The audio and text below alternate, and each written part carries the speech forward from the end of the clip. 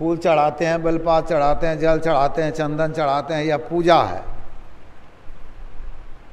पूजा करिए, लेकिन जब तक स्तुति प्रारंभ नहीं किए हैं तब तक। स्तुति प्रारंभ हो गई है, फिर आते हैं वहाँ प्रणाम करने के लिए। ये क्या, यहाँ भी आते हैं प्रणाम करने, स्तुति हो रही है। पूजा कोटि समंग स्तोत्रम, पूजा से करोड़ गुना बढ़ करके स्तुति है। पूजा से करोड़ गुना बढ़ करके स्तुति है।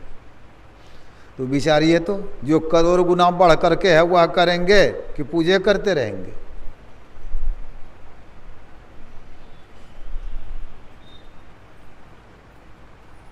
स्तुति में लग जाइए। पूजा भी खूब मनोयोग पूर्वक। पूजा करते हैं, मान लीजिए क्यों करते हैं, दुर्गा पूजा कर रहे हैं। हमारे घर में भी 4 गोतिया थे, एक घर में ही दुर्गा के पिंडा को बांधा गया था। बड़े बाबू थे, वो पाठ करते रहते थे रोज। हम लोग भी फूल तोड़ करके लाते थे। अब क्यों करते थे, तो हमारे दादाजी करते थे, हमारे पिताजी करते थे, हमारे दादी जी करती थी, माता जी कर, मतलब यह सब देख करके देखा से कि पूजा करने के लिए लग जाते हैं। अब पूजा से क्या हुआ, पिताजी दादाजी खेती करते थे तो अन्न फल सब्जी उपस्थित थी ना। हम भी करते हैं खेती तो उपज रहा है ना। लेकिन दादाजी पूजा करते थे, पिताजी पूजा करते थे, क्या मिला पता नहीं, लेकिन पूजा तो देखा उसी करते हैं ना। पता ही नहीं, करना शुरू कर देते हैं। मान लीजिए देवघर जा रहे हैं 2 व्यक्ति पूजा करने के लिए, मित्र 2 मित्र हैं, जा रहे हैं बोलबम, जाते जाते निकले दम। वहाँ जाते हैं तो भीड़ के कारण कोई कहते हैं हम ओसरे पर चढ़ा दिए, कोई कहते हैं हम दूसरे पर चढ़ा दिए। ऐसा भी होता है। मान लीजिए शिव जी पर चढ़ाए, मनोकामना लेकर के 2 व्यक्ति गए थे। एक की मनोकामना पूरी हो जाती है, दूसरे की मनोकामना पूरी नहीं होती है। एक कहते हैं कि बाबा ने हमको आंख खोल करके देखा, जिसकी मनोकामना पूरी हुई। और दूसरे की मनोकामना पूरी नहीं हुई, वो कहते हैं बाबा ने हमारे लिए आंख बंद रखा। विचारिए जरा, हमको 2 आंख है, सबको देख लेते हैं 2 ही आंख से। और तब शिव तीसरा नयन उघारा, तीसरी आंख खुली थी उनकी। और तीसरी आंख खुल जाती है तो भगवान शिव ही के हैं, बिंदो मनोलयं कृत्वा दूरदर्शन मापनुयात। देखने के लिए कुछ बाकी नहीं रहता है, चाहे स्वर्ग में हो कि कहीं हो, वैकुंठ में हो। तीसरी आंख खुल गई तो सब यहीं से देख लेंगे, बैठे बैठे यहीं सब कुछ देख लेंगे। तो भगवान शिव की तो तीसरी आंख खुली है, फिर आपके लिए आंख बंद कैसे रखा? यही विचारणीय है।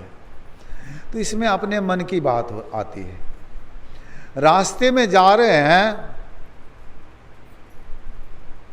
तो किसी का मन सिमट करके बाबा पर चढ़ा हुआ, शरीर की शुद्धि नहीं है, तो शरीर में कष्ट मालूम नहीं होता है। जिसको शरीर की शुद्धि है, संसार की शुद्धि है, तो उसको कष्ट मालूम होता है। वहाँ जा कर के जल चढ़ाते हैं, जल का धार मन का धार मिल गया तो मन होता है सूक्ष्म। मन जब जब सूक्ष्म होगा तो काम बन जाएगा, मनोकामना पूरी हो जाएगी। मन को सूक्ष्म करने के लिए यह पूजा है। मन कहीं घूम रहा है, वहाँ जल चढ़ा रहे हैं, बाबा मनोकामना पूरा नहीं करेंगे।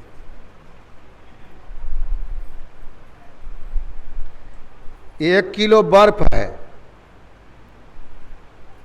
उसकी व्यापकता देखिए, एक जगह धर दिए हैं, लेकिन वही पानी बन जाए तब तो व्यापक हो जाएगा, फैल जाएगा, पसर जाएगा।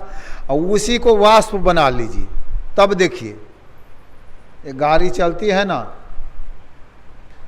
वैज्ञानिकों ने देखा कि माई दाई खिचड़ी चढ़ाती है, ढक्कन दे देती है ऊपर से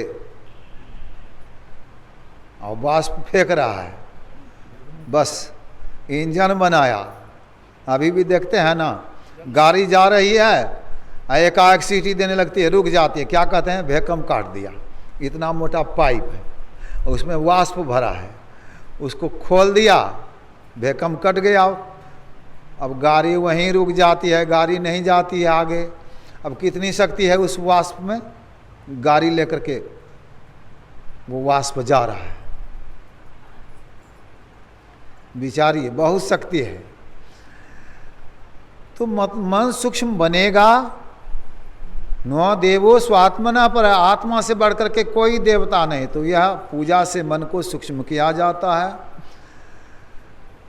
फिर स्तुति से मन को सूक्ष्म किया जाता है। लेकिन मन रखिए स्तुति में, मन कहीं घूम रहा है, स्तुति यहाँ कर रहे हैं, तब नहीं होगा। मन के समेत स्तुति करिए, स्तुति में मन को लगाइए। चैतन्य महाप्रभु के साथ में एक विद्वान शिष्य थे, दोनों गुरु शिष्य जा रहे थे। रास्ते में एक व्यक्ति रोड के किनारे, सड़क के किनारे वृक्ष के नीचे बैठ करके कुछ पढ़ रहा था, रो रहा था। चैतन्य महाप्रभु भी बैठ गए, रोने